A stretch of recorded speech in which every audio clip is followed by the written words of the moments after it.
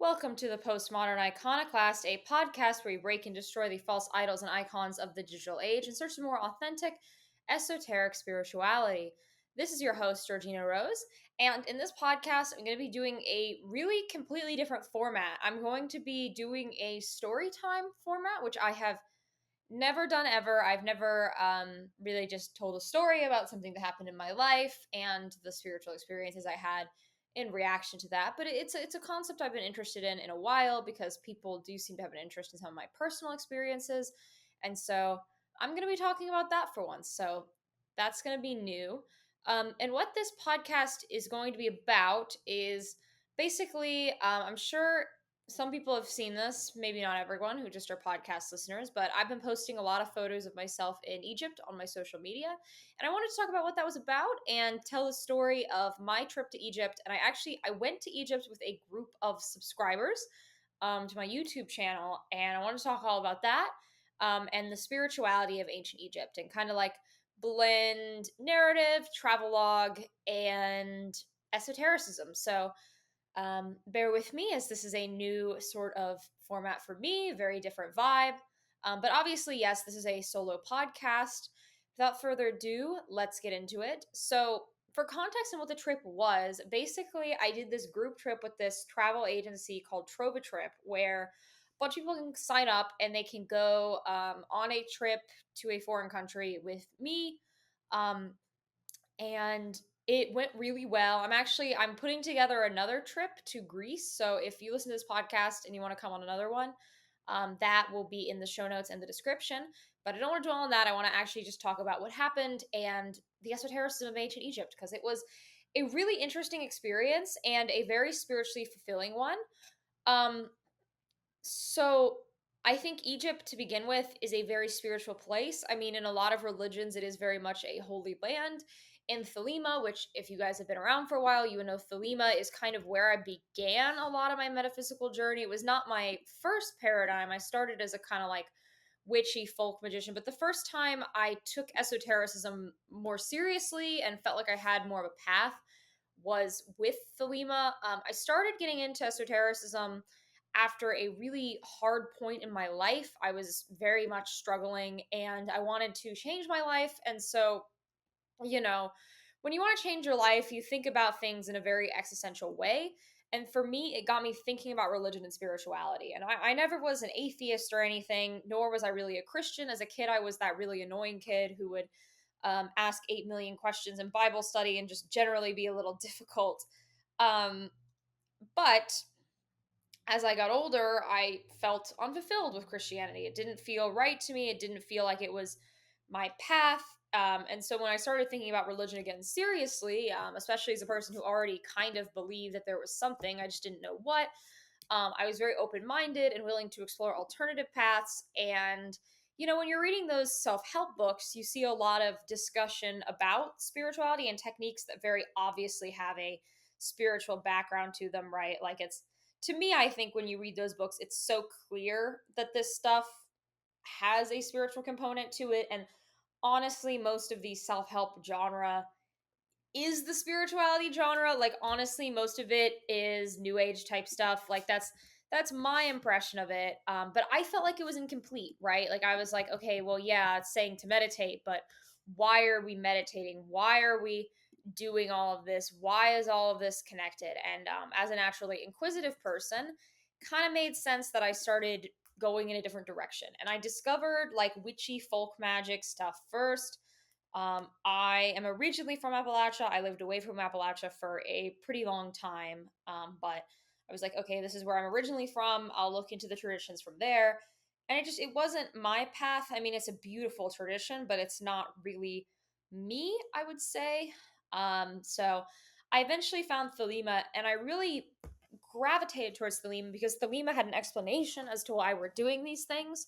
I found that I was really discontent with how folk magic traditions just basically said, like, oh, we do these things because it works. And I wanted a reason. I'm someone who likes philosophy, who likes ideology, who likes isms. And so Thelema saying you do this to discover your true will, and your true will is to get close to the gods, right?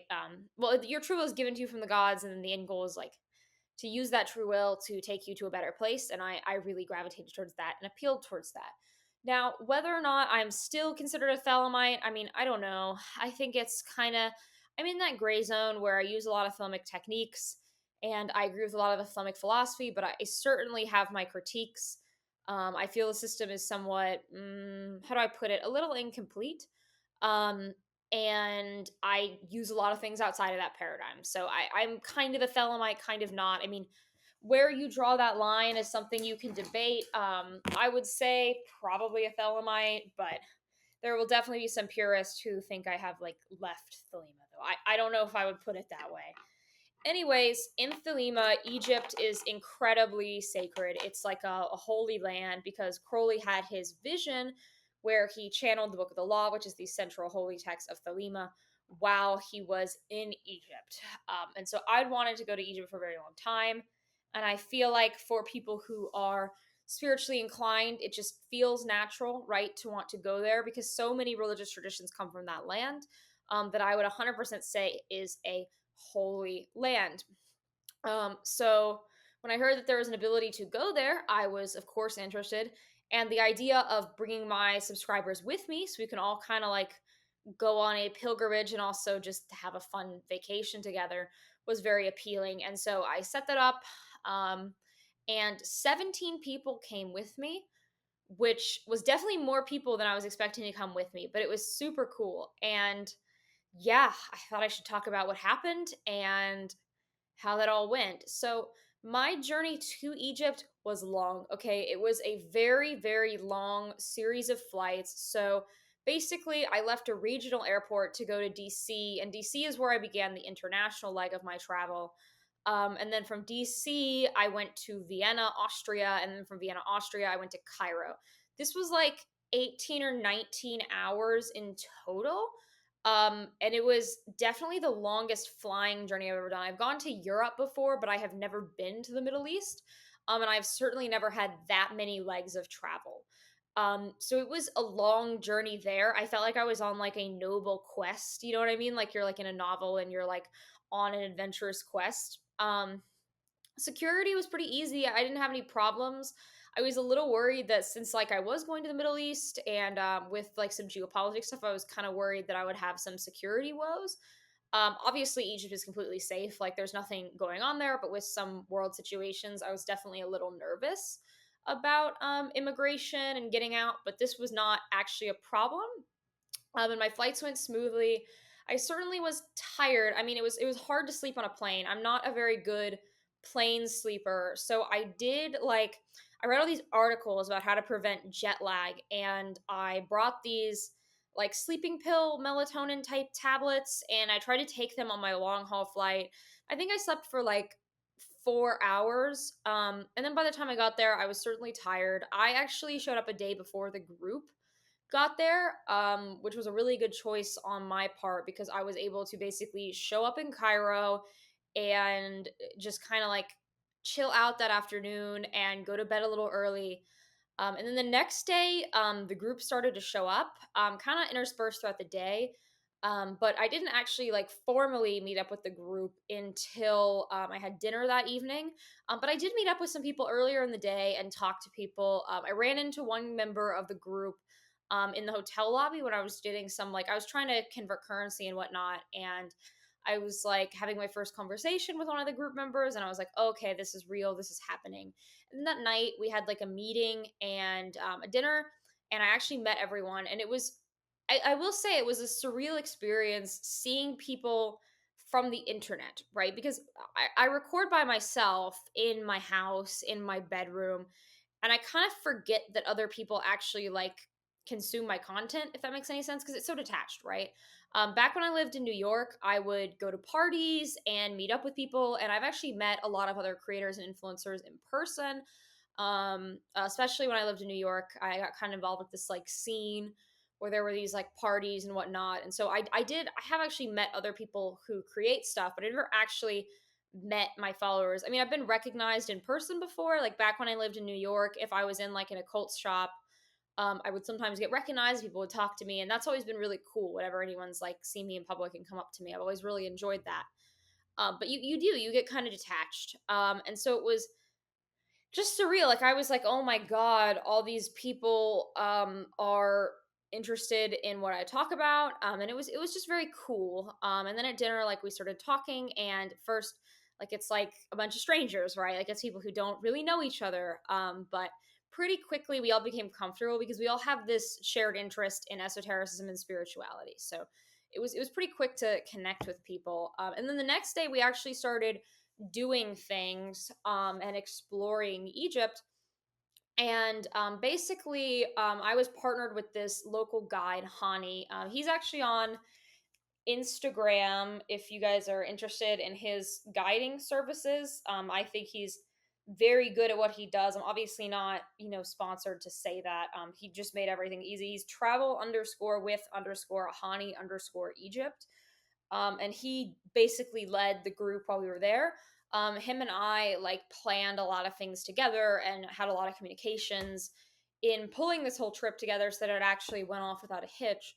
And he was just really, really great, and kind of saved my ass a bunch of times because obviously, like, when you're in a foreign country, there's a culture shock. I mean, my Arabic is not great. I know a little bit of Arabic. I've been trying to learn Arabic for a while, but it's so foreign as an American that it is a hard language, and having someone who actually speaks the language definitely made things a lot easier.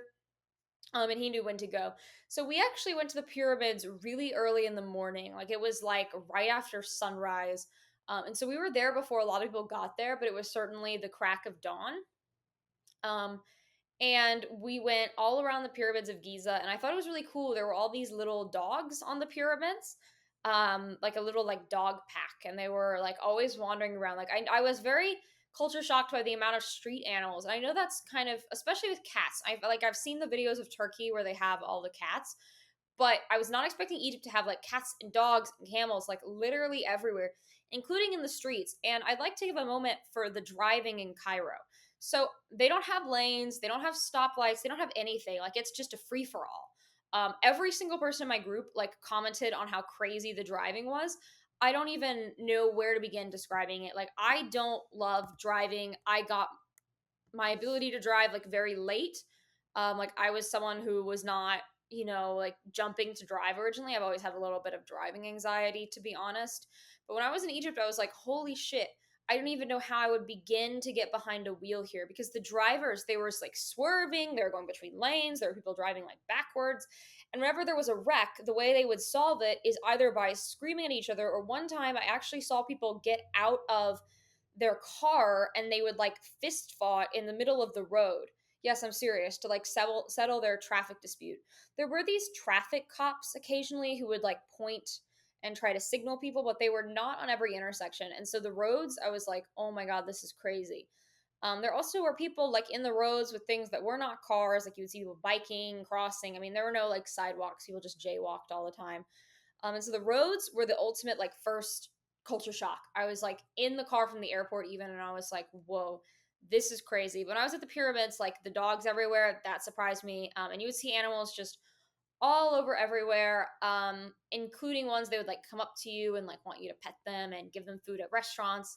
It was very cute, actually. I liked the animals everywhere because it was just nice. I love little small animals, so that was very cool. And at the pyramids, I mean, I was amazed by them. I mean, who isn't amazed by the pyramids? Like they're huge, and they're multiple. Like it was like they were not exactly how I pictured them in my head, but they were cooler. Also, I did not expect the pyramids to be like right on the city periphery of Cairo. Like I kind of expected them to be way off in some desert, and you had to like go on like a desert quest, all Lawrence of Arabia style, to get to the pyramids. No, they are literally on the city limits of Giza, technically. Giza and Cairo, like, kind of together form Greater Cairo, is how I would put it. But they are technically separate cities, but in practice, they are the same city because they're just right next to each other. Just on, they're just right next to each other. And right on the edge of Giza, there are the pyramids of Giza and the Sphinx. They're all kind of in a similar general area. And they were, of course, incredible. I did ride a camel, and that was actually much more chill than I was expecting. When it got up, like you got on it when it was like kneeling on the ground. It's not like a horse where you like jump on the saddle. Like you get on the camel when they're kneeling down because they're so tall. And I was surprised by how tall they are. And when it stands up, it kind of like knocks you back a little bit, and you kind of get like, I don't know. It's a little wobbly when they're standing up. But once they're up, like, it was a very chill ride. You basically, the way you ride a camel is you hold this little hand. I don't want to call it a handlebar because it's not a handlebar, but it's this little post, and you lean backwards as far as you can lean backwards, and that keeps you balanced. And we walked around the camels as a group. All the camels were like linked together with these guys like leading them, except for one camel. And basically, this one guy in our group like guided his own camel. And I don't know if the guides like for the camels thought he was like really good at camel wrangling, or like sensed something in him and was like, that's the one who should guide his camel by himself. But yeah, like the camels, we rode them forward. And then we went to the Sphinx. And the Sphinx was, I mean, incredibly large. At this point, it was getting a little later in the day, and so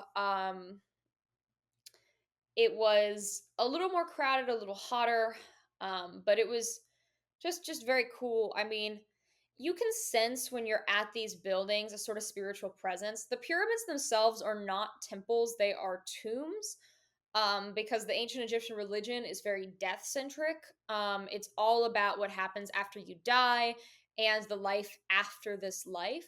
It is not about what is happening in this world, but the next. And so the pyramids are so massive because they are tombs, right? One thing that was interesting to me is they don't actually put that much effort into building like palaces for the royalty. They care much more about the pyramids because the tombs and death matter more. And it's interesting to me that ancient Egyptian paganism is a paganism about death, because we often think of paganism versus monotheism as like the gap between life-based religions and death-based religions, or at least that's how I've seen it discussed online, right? A lot of people think of paganism as like a religion of the current life, right, of vitality of this world, whereas we think of monotheism as like, oh, it's about what happens after you die, it's about worshiping death as a concept. And Egyptian paganism kind of goes against that grain and shows us that like paganism can be about death, and paganism can have complicated answers to death. Also, one thing that came up consistently when I was looking at carvings and things around Egypt is this idea of the final judgment. So unlike most pagan religions, Egypt does have an actual like judging after you die type concept, which we often also don't think of as a pagan thing. But basically, what happens is after you die in the ancient Egyptian religion, or in modern Egyptian paganism, is you go through a series of courts, and your soul is judged with your heart weighed against a feather, and depending on that weight determines what happens to you and whether you move on to the afterlife or are devoured. And this idea of like judging the goodness and the badness of your life, I feel is probably what set the stage for later Abrahamic ideas of judgment. We see this a lot with like Islam, with the idea of like the Sirat Bridge, which is basically Islam has this idea that you walk across this bridge, and the bridge is either very solid or very shaky depending on how sinful you were in your life, and if you do not cross the bridge you fall into this like pit of fire and suffer eternally. And that idea does actually come from, you see something very similar in Zoroastrianism and some of the other like Near Eastern paganisms. But this idea of like judgment and like going up to a court of gods, it really evokes a Judaism and Christianity type image to me, because they have that exact image in that style. And it makes me wonder, especially with when we look at Jewish history, the conflict with the Pharaoh and the conflict with Egypt, if perhaps some of the ideas that led into like the Jewish and then later Christian interpretations of what happens after we die have a direct influence from ancient Egyptian religion, because it seems like there is something there. But I want to be clear, the idea of like a death religion or a death cult is not exclusive to monotheism, which a lot of people feel that way. People who are more drawn to the idea of the death cult and what matters after this life mattering more than what happens with this life kind of default to Abrahamicism, but they don't necessarily have to.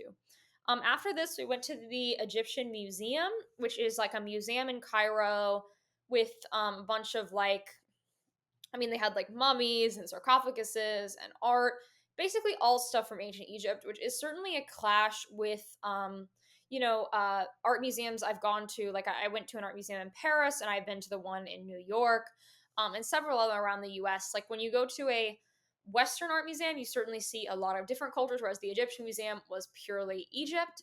And I actually had an interesting conversation with the guide about this, and he told me that all those Egyptian antiquities in the Western museums are basically like loaned from the government. And so Egypt actually gets a kickback, and they actually like that their antiquities are in Western museums because it functions as kind of like a tourism advert, which certainly I think deconstructs certain narratives people have about ancient Egyptian antiquities, which is an interesting perspective because I've never heard that perspective from someone. And so hearing that perspective from someone from Egypt was very interesting. I liked things in the Egyptian museum, and this is where things started to get kind of esoteric for me because there were a lot of like carvings and imagery of Anubis sort of spread throughout the Egyptian museum. And of course, they're all over Egypt. Like as time goes on, we started seeing more and more of them. And I felt like every single time I walked past a image or depiction of Anubis, it was like he was staring into my soul. It felt like that jackal image that is Anubis, because Anubis is this protector, death god, right? Kind of like the solace and comfort of the afterlife, was staring into my soul. It was very, very distinct because I didn't feel that from any other statues or images. I know another person in my group was talking to me about how the goddess Isis they felt very connected to, and they felt something when they interacted with images of Isis. But I will say it does seem that the Egyptian statues and images and religion itself has a living quality to it. And we know that's true because there are a bunch of like Egyptian neo pagans and Egyptian reconstructionists out there. And it does appear that the Egyptian religion is still very much alive, even if, of course, it's not like practiced by the populace of Egypt, since nowadays Egypt is, of course, a Muslim majority country. It seems their gods are still very powerful. And after I got home, I actually started having conversations with some of my occultist friends, and I was told pretty consistently that the Egyptian gods, compared to other types of gods, are very intense and in your face, and there's a personal quality to them. And reflecting on this idea of like a personal quality to the Egyptian gods, it certainly made sense that it felt like Anubis was looking at me specifically and not generally like a powerful god, though of course Anubis is generally a powerful god too. Anyways, on day three, or the next day, we decided to go once again very early to Sakara. Sakara was like an hour or 45 minutes or something away from Cairo. And we went to the Pyramid of Sakara and the Zoser Step Pyramid. And I actually was not aware of these pyramids until I was working with the itinerary and with Trova, where basically they are these. And I was talking with some people, and they really were comparing it to looking like Mesopotamian or Sumerian ziggurats. I really recommend Googling it, but basically they look like stairs. Like they really look like a series of stairs. And they were actually the first pyramids and the first limestone constructions. They're even older than the most famous pyramids, and they have a different look to them. They look very Mesopotamian to me. And this one was, there were less people at this, even though we were there early. It's certainly a less popular spot, but I actually found these some of the most incredible pyramids we looked at. It was once again burial grounds, and it was the capital city of Memphis. Was the Memphis, of course, not Memphis, Tennessee, was the name of one of the capitals of ancient Egypt. Of course, that is not the capital of modern Egypt. Is the capital of modern Egypt is Cairo. Though they are making a new administrative capital in Egypt, where they're making like another city to be the proper capital, because basically so many people live in Cairo. And by the way, Cairo is crowded. It is the largest city I have ever been in, and I used to be a New York City resident. There are 10 million people in Cairo. It was crazy how many people were there. And it wasn't like a city built up with skyscrapers, right? So it was sprawling. Like when the plane was landing and coming into Cairo, I was just looking out the window and looking at how spread out everything was. And it genuinely looked endless. Like Cairo is huge. And I don't even know how to like say that besides Cairo is huge. It's a massive city.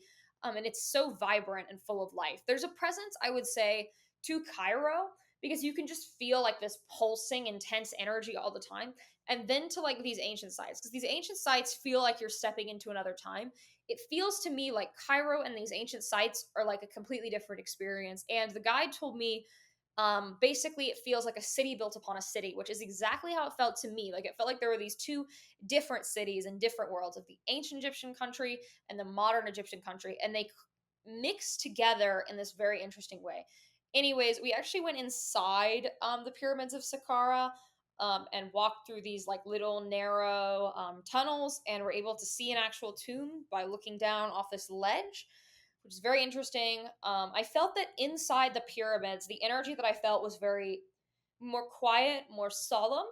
Because when you're outside, you're reflecting on how large and sublime, and I mean sublime in the literal sense you are. But when you're inside one, it's very just quiet, right? It feels like if you speak too loud, you're doing something wrong. And then after that, we went to the Memphis Outdoor Museum, which is basically just like an outdoor area with different like relics lying around. And then after that, we actually left Cairo. So we took a overnight sleeping train from Cairo to Luxor, and Luxor is a city further south in Egypt. Once again, it's on the Nile. Basically, Egypt's population is laid out so everything is along the Nile. Like there are outposts in the desert, but most people don't live in the desert. Like if you look at a population density map of Egypt, it's like red, red, red, red, red, red, all the way down the Nile River, and then nothing anywhere else. Like everyone lives along the river in that entire country. And basically, the sleeper train, we went to the main train station in Cairo, which was bustling, full of people. It was a wild experience. And they had these like cafes all throughout Egypt. It seems like there's obviously, I mean, it's a Muslim majority country. There's no like bar culture, right? You don't like go to the pub or go to the bar and like drink. But it seems like there was a very strong, like, the guide often called them cafes. Like, I would call it a cafe culture where people basically go to these cafes and they smoke shisha, which is the term they use for hookah. I found that the word hookah was not used in Egypt, but instead they use the term shisha. So if you wanted a hookah, you would say shisha. And basically, they would smoke shisha and drink coffee. I noticed that there was coffee everywhere, cigarettes everywhere. Of course, no drinking. It seems like Egypt is very much a, I would say, like stimulant culture, right? There's just nicotine everywhere and coffee everywhere. Also, one thing I found different was the amount of Red Bull. So, in the US, obviously, we have like Red Bull energy drinks, but it seems like everyone in Egypt is drinking Red Bull like all the time. Like that you would go to like a nice restaurant and they would have Red Bull on their menu. And I did find, because I drink a few of the like sugar-free Egyptian Red Bulls, I'm like, okay, I feel like I need to have a Red Bull since that seems to be like the cool thing to do here. So I did think it tasted slightly better. I don't know if there's any recipe difference, or maybe I was just like trying to get the vibe by liking a Red Bull, but it was certainly like a slightly different taste. Anyways, on the sleeper train, it was a little chaotic getting on the train just because, like, we were on this like one platform, and I would presume there are other platforms on the Cairo train station somewhere. I don't see where there were other platforms, but they must exist. But there was like trains coming through consistently. The platform was very crowded.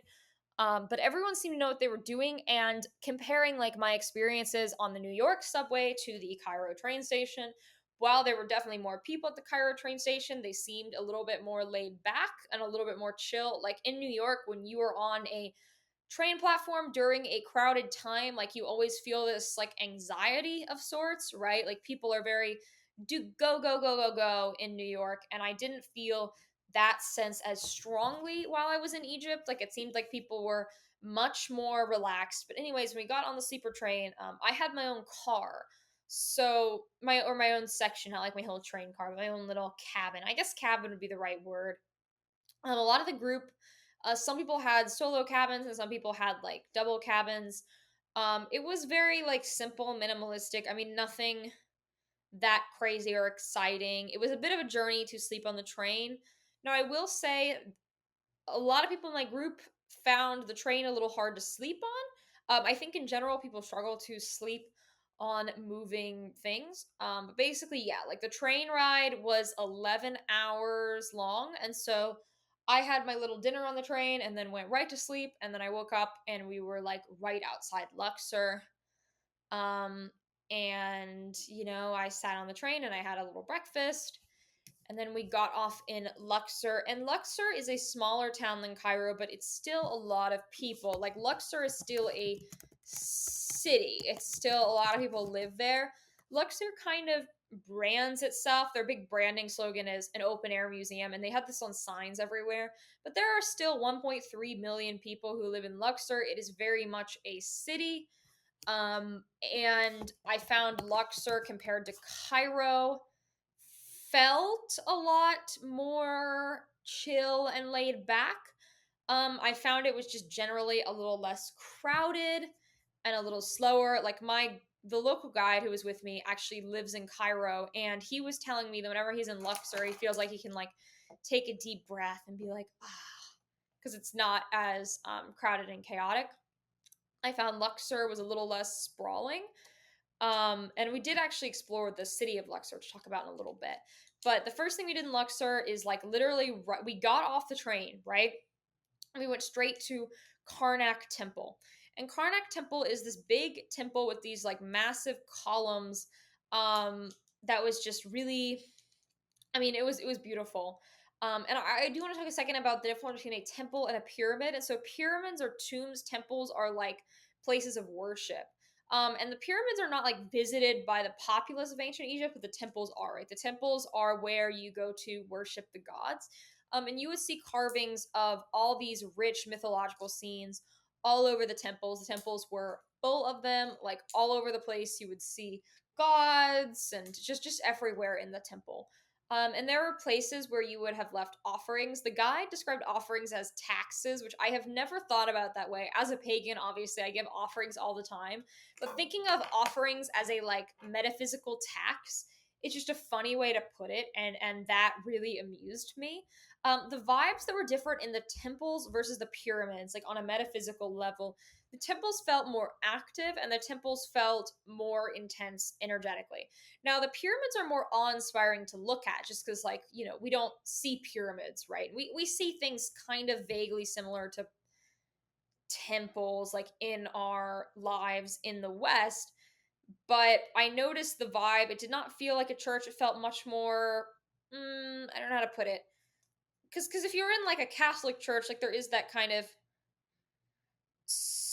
solemn energy. I don't know if solemn is the right word. Solemn feels wrong. There's a how do I put it? If you've ever been to a Catholic mass, like a low mass in a Catholic church, you'll know what I'm talking about. It did not feel like a low mass in a Catholic church, right? It was much more vibrant or lively. I don't know how to put it. It's much more how you would think of a pagan temple, right? You know how I mentioned earlier that paganism is often seen as like the religion of vitalism? It had a vitalist feeling to it, right? And they felt very solar. Like, I would say the gods imagery that you saw the most in most of the temples was Horus or Ra. Like, a lot of these solar discs, I mean, they were everywhere. It felt very solar. It felt like a sun temple. It felt like a place for sun worship, is how most of the temples felt.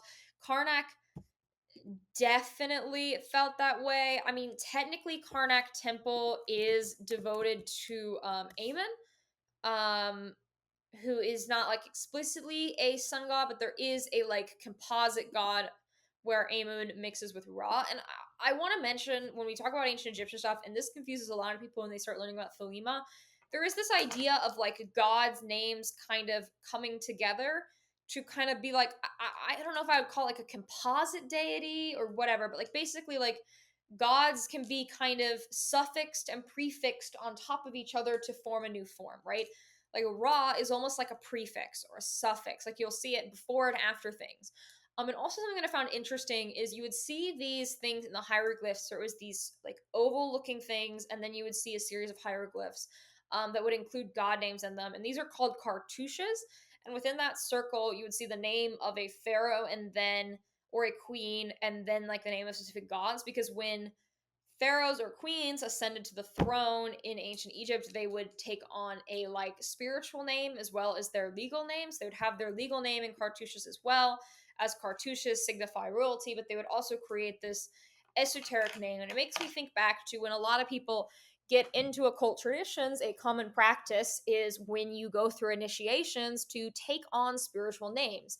And often people take on names of deities. And when you're new, it seems a little corny or whatever or weird, but it is an ancient tradition, right? This idea of taking on a spiritual name, using names of gods that you worship or aspire to be like, is very much an ancient tradition. And there is a lot of power in a name, right? Your name has a spiritual connection to it. There's a reason why some people are weird about sharing their names in spiritual spaces, and that's because the name itself is a metaphysical power. And so when you take on a new name like these rulers did, you're taking on a new form and you are growing past your current form to something different. And so taking on these names was a big part of ancient Egyptian royalty's sort of journey forward. In the pagan world, we need to remember that the kings and queens of pagan nations and civilizations were very much, right? They were more than their form, right? They were, I mean, I know people bring up this term like, and it's like Platonists really like it, like the idea of like the philosopher king or whatever. And this is just like Plato's dream, right? Like you would be a king of a nation and be like this ultimate master of philosophy and rhetoric. And of course, that didn't exist in ancient Egypt, but the idea of like a metaphysical, like mystical king very much seems to be a thing that was brought into ancient Egyptian religion, right? The king was a spiritual office as well, and these temples were constructed by the kings to allow the subjects to worship. And the as a ruler, one of the most important spiritual mandates in your life in ancient Egypt was to actually build temples that the gods could be worshipped, and that was considered like a duty, almost as important as making your tomb, right? Both of these things were very, very important because the idea of doing good works and good actions in the ancient Egyptian religion matters, right? Ancient Egyptian paganism is not a like faith-based religion. I mean, it kind of is a faith-based religion. Like, you certainly should not be monotheistic. That is not good for you. But the idea of like works or actions you can take to sort of be a good person and grow spiritually was very much enmeshed into what the ancients believed in. Anyways, after this, we went to the Luxor temple. And the Luxor temple was really cool. We took a little break before we actually went there later in the day. Um, and there were a bunch of different gods that are honored at Luxor temple. It was a little smaller than Karnak temple, but it was really lovely. And it had these really interesting corridors, and I found the actual like paintings in Luxor temple to be very elaborate and beautiful. And then the next day, this was my favorite day of the entire trip. So there was a opt-in hot air balloon ride at the beginning of day 5, and I would say probably like 5/8, 6/8 of the group decided to do it. Not everyone wanted to go, but a lot of people did, and we all woke up at like 4 in the morning. It was so early. There was one guy in the group who literally looked like he was about to fall asleep just because of how insanely early this was. But it was so worth it because we wanted to do the hot air balloon ride right at sunrise so we could see the sunrise over the east and west banks of Luxor while we were in the balloon. And we got in the balloon, and we it was so cool, like the view of the east bank and the west bank. Like, it was just such an interesting sort of clash, because on the west bank is where all these sites we went to later in the day were. It was like pure desert and like these mountainous desert dune things. Then on the east bank, on the other side of the Nile, there was all this green, and so it was this really interesting like clash of a view while I was in the hot air balloon, like seeing green and then endless sprawling desert. It was just super cool. And as the balloon went down, I don't know how to explain this story best. It's every time I try to retell it, it hasn't sounded as good as it was when I was there. But basically, the hot air balloon pilot just started screaming the word lem, lem, lem, lem, lem, which apparently is Arabic for pull. That's what I was told it was from the guide. I was like, please tell me what the word lem means. I need to know what lem means. And this open bed truck pulls up and just stops in the middle of the road.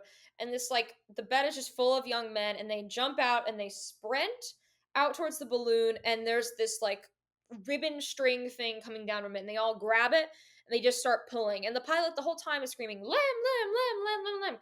And they're all pulling, pulling, pulling. And these guys are not in uniforms. They just look like random guys from a village. And then the balloon lands, and they just immediately, once the balloon touches the ground, they just sprint back to the bed of the truck, jump in like they're in like some sort of action movie, and it just speeds away out into the distance. It just, they were in and out as soon as possible. And I mean, me and some other people in the group were just losing it during the limb, limb, limb. It was so funny.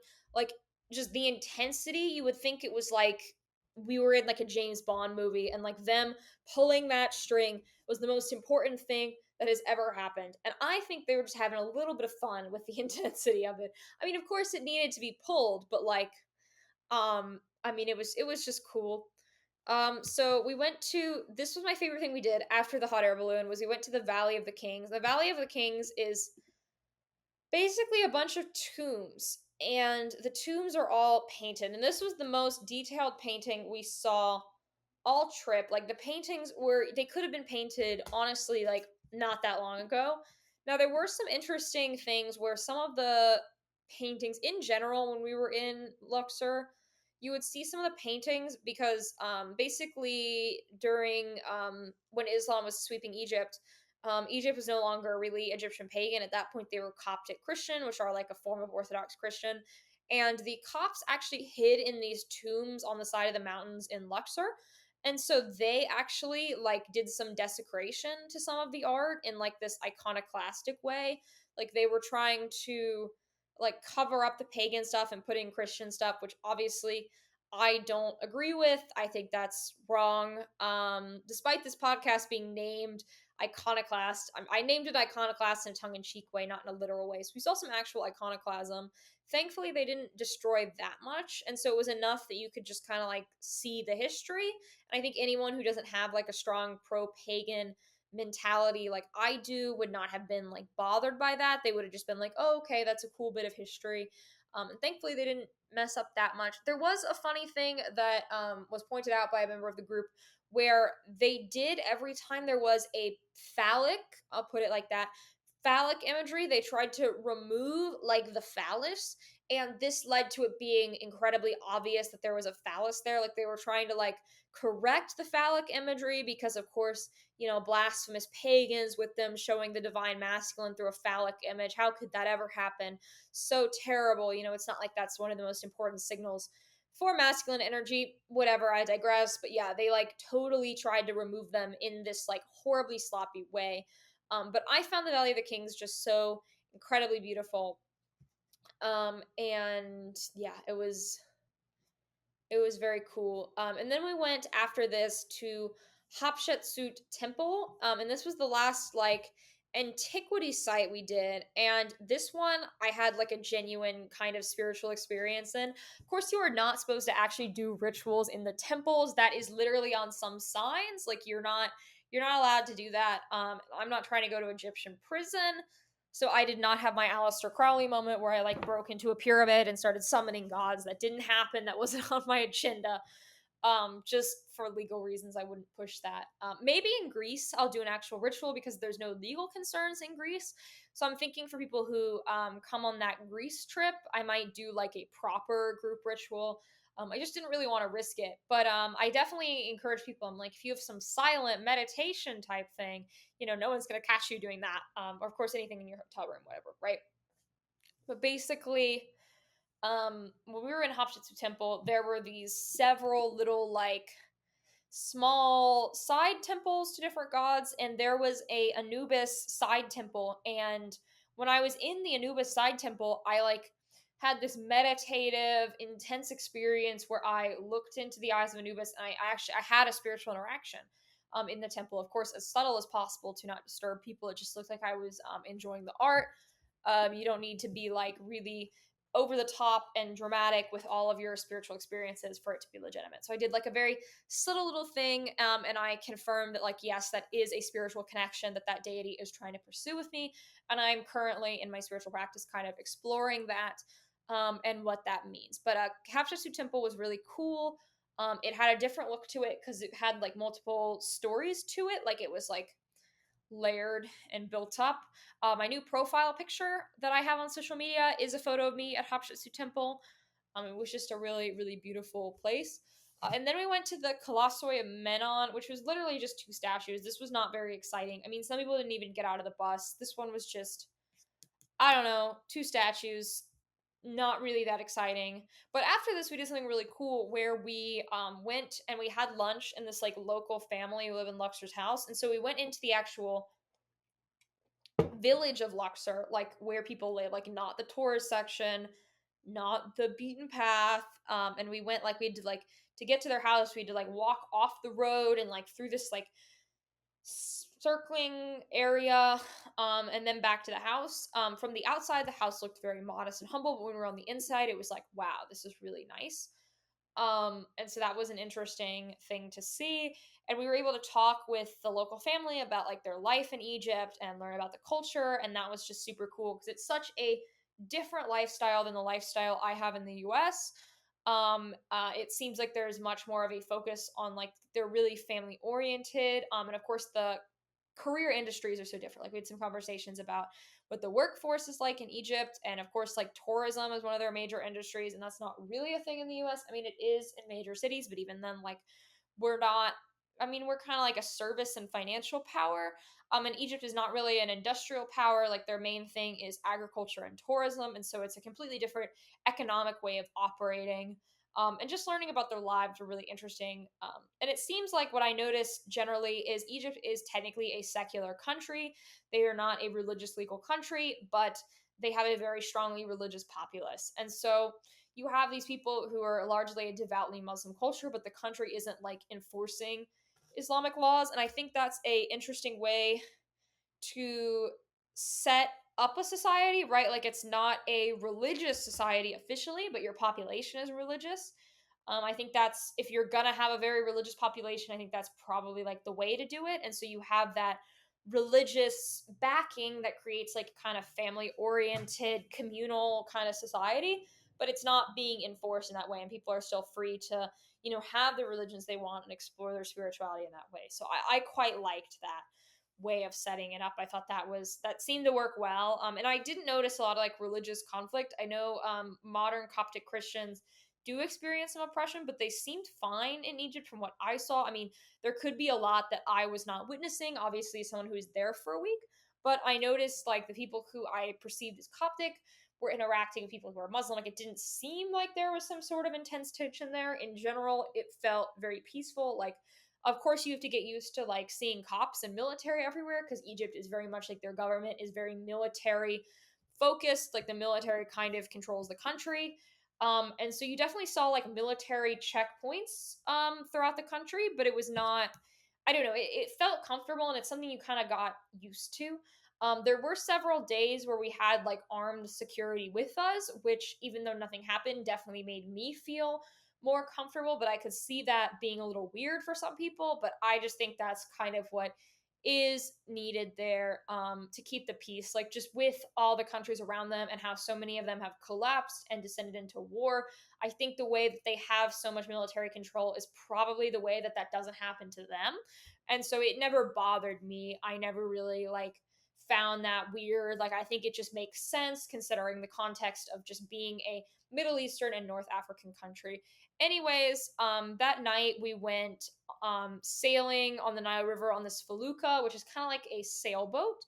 The feluccas were very cool. They did have to be pulled by motorboats now and again because like just the wind wasn't always the most strong. But the felucca was super cool. They actually let me.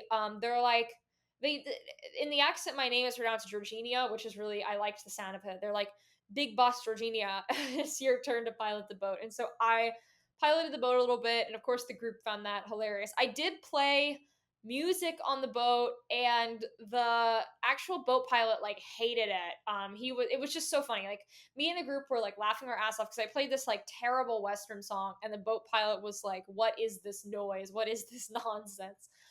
We were of course just laughing our asses off because it was funny to us. And then of course we did turn it off because we didn't want to like annoy the guy or bother him when he is piloting our boat. But it was a really cool little boat ride.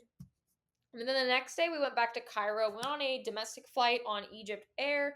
Egypt Air was simple but quick. I mean, it was like not anything that exciting. I mean, the plane was, it was a domestic plane in the Middle East, like nothing too exciting, but it was up and down, like it was not a big deal. And then after we got to Cairo, we went to the Khan al Kahili Bazaar, which our guide did call the tourist bazaar, but basically it's in old Cairo, and it's this open air bazaar. And it's like it's a beautiful street, like it looks like something out of a movie. They've got like the lamps everywhere and the spices on the road and like all the coffees, and all around it was surrounded by mosque, like these old mosques, and you would see different types of like mosque architecture. Like some of them were very Ottoman, some of them were much more modern, and some, I mean, I don't even know how old some of them were. Some of them almost looked like pre-Ottoman. Like it was just a very interesting like mix of like all this different like mosque architecture, and of course you see the minarets. And then like on the ground level you would have all these bazaars and these merchants. Now, I will mention the people trying to sell you things in Egypt in general were very much always trying to get your attention. And they did it in a very funny way where they would try to get your attention through like coming up with nicknames or like things to call you to try to like personally get your attention. And the ones they gave people in our group were just so funny. Like it was a continuous running joke of like, what will the hagglers say next?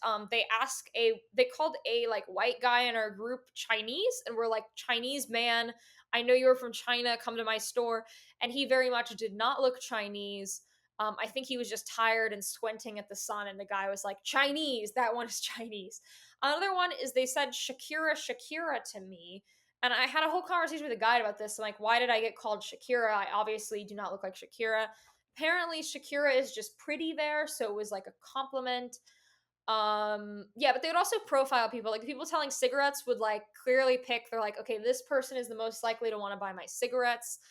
There also was a thing where they had these like child hagglers, and child hagglers were always selling these same bookmarks, like the same 15 bookmarks.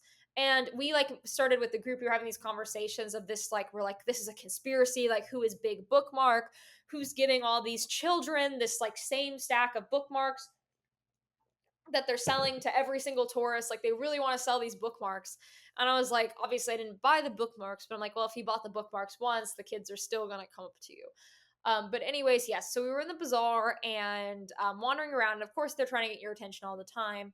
And in one specific stall, one shopkeeper asked if ought to me, like I was alone in the stall for a second, and in his little shop, and he said, are you looking for an Egyptian husband? And basically offered to marry me. Now, I did not accept this. I actually had the worst reaction ever because I awkwardly laughed and said, thank you. I did not know what to say. Like I said it in Arabic. Like I said, shukran. Okay, I'm leaving now.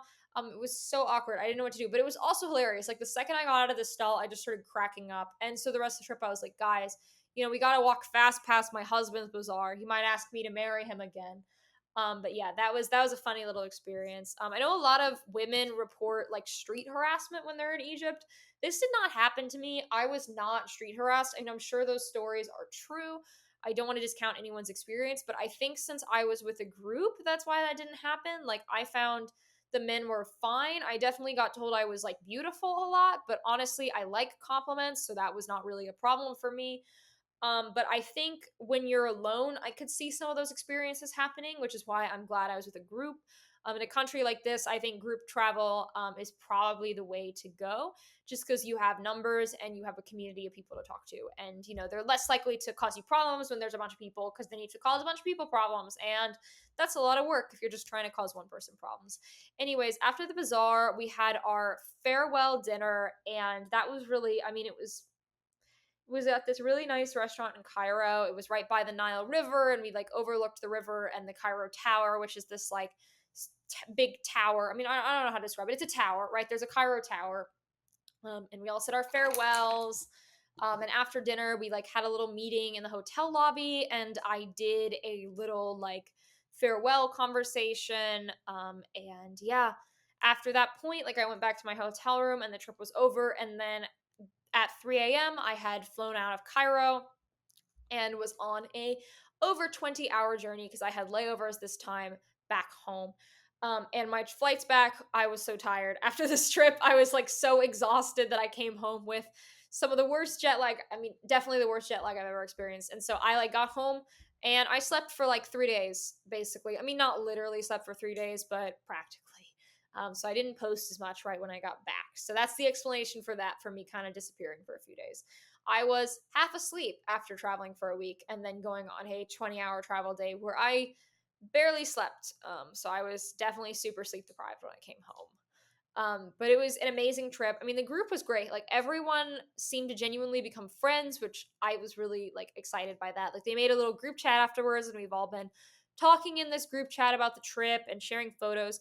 I'm planning on sharing photos of the group. I don't know if I will have by the time this podcast comes out. I just want to get a release form from everyone to make sure that everyone's comfortable with me sharing group photos. I just don't want to make anyone uncomfortable. So anyone who doesn't want to have group photos of them shown, I will definitely like crop or edit out. I just want to protect people's privacy and not violate that. So I'm getting permission from people, and then I'm going to begin sharing group photos. I care about people's privacy, and I know the internet can be a crazy place. So yeah, that was the story of my trip. I'm trying to put together another trip in May. So if you're interested in coming on a trip like this, I'm going to Greece.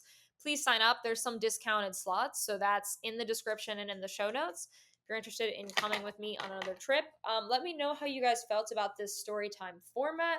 I've never done a podcast or video like this, so let me know if you guys liked it or if you didn't like it, and I'll decide whether to do more story time type stuff in the future or not. And I will see you guys in the next podcast. Have an amazing day, night, afternoon, mid morning, midweek, whatever time it is, wherever you are.